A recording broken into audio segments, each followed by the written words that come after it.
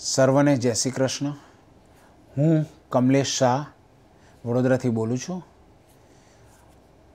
હું 1978થી pharmaceutical industry સાથે associate છું. મેં 4 ફેક્ટરી પણ બનાવી હતી. આ ન્યુટ્રાસ્યુટિકલ 5મી ફેક્ટરી પણ બનાવી હતી અને ધીમે ધીમે દરેકમાંથી રિટાયર્ડ થઈ અને અત્યારે સપ્ટેમ્બર 2023થી હું હેલી બિઝનેસ સાથે એસોસિએટ છું.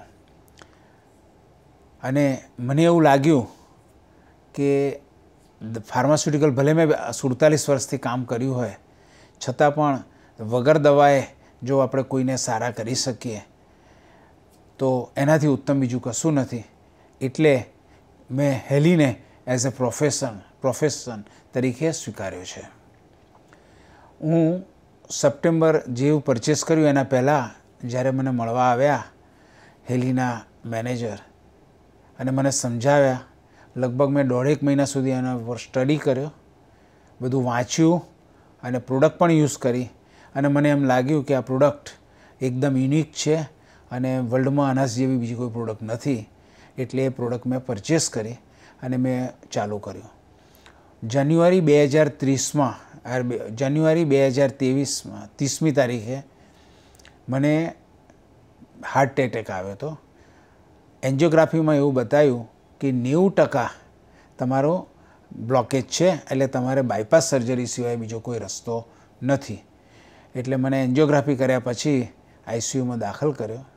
દાખલ કર્યા પછી અચાનક બીજે દિવસે ત્યાંથી માણસ આવી અને મારા વાળ કાપવા માંડ્યા. એટલે મેં કહું, ભાઈ વાળ શેના માટે કાઢો છો? તો કે બાયપાસ કરવાની છે. એટલે મેં એમને સ્પષ્ટ કહ્યું કે મારે કોઈપણ જાતની બાયપાસ સર્જરી કરાવવાની નથી.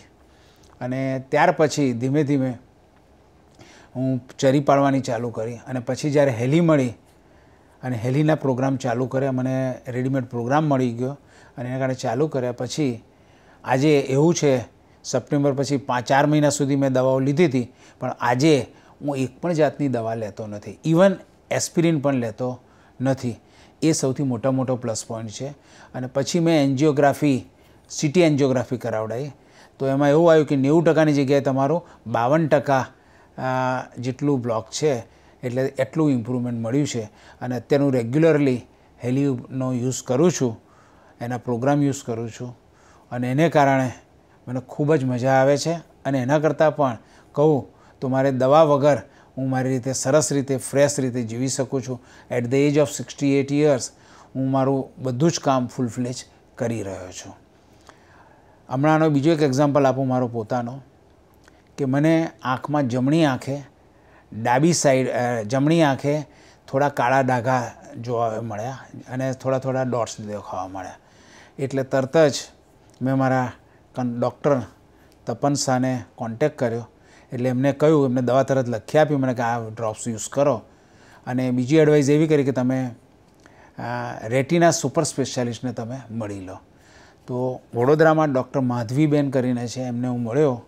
એટલે એમને મને એવું કહ્યું કે ભાઈ તમારે લેસરથી એ બધું રિમૂવ કરવું પડશે અને તમારે ઓલરાઇટ થઈ જશે. It is only ½ an hours maximum કામ છે. પણ મને છતાં પણ ઈચ્છા એવી થઈ કે મારે આ કંઈ કરાવવું નથી.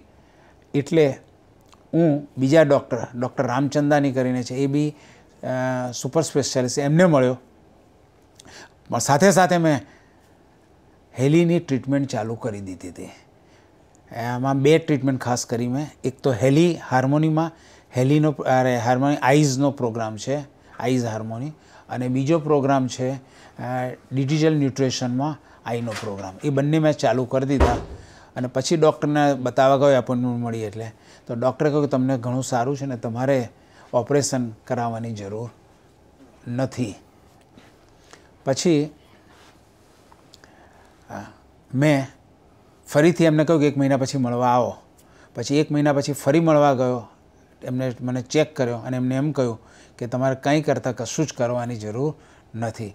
એટલે મને એવું લાગ્યું કે આ ફક્ત ને ફક્ત હેલીને કારણે જ આ શક્ય બન્યું છે. એવી જ રીતે એક વખત મને અચાનક પગમાં દુખાવો થયો તો મેં મેગ હેલીનો યુઝ કર્યો અને 57 મિનિટ માટે મૂકી રાખી અને કર્યું તો મારું બીજે દિવસથી મને આજે 10મો દિવસે મને કોઈ જાતનું પેઇન નથી. એટલે પેઇનમાં તો મારા હિસાબે, અને મેં ઘણા બધાને પણ આપ્યું છે, અને પેઇન તો ઓન ધ સ્પોટ રિલીવ થઈ જાય છે વિધિન હાફ એન અવર. એવા સરસ રિઝલ્ટ છે હેલીના. હવે મારી મિસિસની વાત કરું. મારી મિસિસને 11 જાન્યુઆરી 2023ના દિવસે બ્રેન સ્ટ્રોક આવ્યો હતો. બ્રેન સ્ટ્રોક આવ્યા પછી અમે અહીંયા સૌથી મોટી હોસ્પિટલ છે વિન્સની, વડોદરાની ન્યુરોલોજીકલની હોસ્પિટલ છે, એની અંદર અમે એને દાખલ કરી હતી.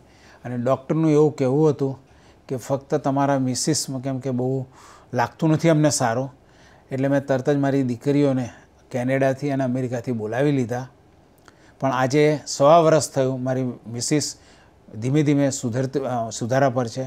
મારી મિસિસ ઓનેસ્ટલી સ્પીકિંગ તો મારી મિસિસ માનતી નથી કોસ્સામાં, ડૉક્ટર કે એટલું જ કરવાનું. પણ આજે મને જાણતા આનંદ થાય છે કે મારી મિસિસને બધી દવાઓ બંધ થઈ ગઈ છે. એનું ઇમ્પ્રુવમેન્ટ સ્લો છે પણ સ્ટેડી ઇમ્પ્રુવમેન્ટ છે. પહેલાં એને જ્યારે અમે દાખલ કરી હતી ત્યારે એને અહીંયા આગળ ગળામાં હોલ પાડ્યું હતું અને ત્યાંથી જ શ્વાસ લેતા હતા, ત્યાંથી જ ખાવાનું આપતા હતા. પછી 3-4 મહિના પછી ઇટ હેઝ બીન ઇમ્પ્રુવડ અને નાકથી ખાવાનું ચાલુ કર્યું, લિક્વિડ આપતા હતા. પણ છેલ્લા 4 મહિનાથી મને જણાવતા આનંદ થાય છે કે એને એ પણ નીકળી ગઈ, એને રાઈસ ટ્યુબ કહે છે, અને હવે ફક્ત મોઢાથી ખાઈ રહી શકે છે, અને લિક્વિડની જગ્યાએ સોલિડ પણ હવે ધીમે ધીમે ચાલુ કરી દીધું છે. તો આવા અફલાતુન રિઝલ્ટ્સ છે હેલીના. એટલે હું દરેકને રિક્વેસ્ટ કરીશ કે હેલી દરેકે અપનાવવી જોઈએ. હવે મારા ફ્યુચરની વાત કરું તો ધીમે ધીમે હું ફાર્માસ્યુટિકલ બિઝનેસ મારો જે હતો એમાં હું 25% બિઝનેસ કરી દીધો છે, કારણ કે અત્યારે મારું મેઇન ફોકસ હેલીમાં છે. અને આખા સમાજને, માનવજાતિને હેલીનો બેનિફિટ મળે એના માટે પ્રયત્ન કરી રહ્યો છું. અને એને કારણે હું હેલીનું એક સેન્ટર પણ ચાલુ કરવાનું પ્લાનિંગ કરું છું. મેક્સિમમ 1 મહિનામાં ચાલુ કરી દઈશ. અને બીજું, દર રવિવારે હું મારો સમય આપી અને જેને પણ ઈચ્છા હોય એ બધાને હેલી શું છે એની આખી ટ્રેનિંગ અને કેવી રીતે વાપરવાનું એનું હું આપવાનું પ્લાન કરું છું. અને મારો ટાર્ગેટ એવો છે કે વિધિન 2 મંથ્સ હું 100 હેલી વેચી શકીશ એવું પ્લાન કરું છું. Thank you. દરેકને ખૂબ ખૂબ આભાર મને સાંભળવા બદલ.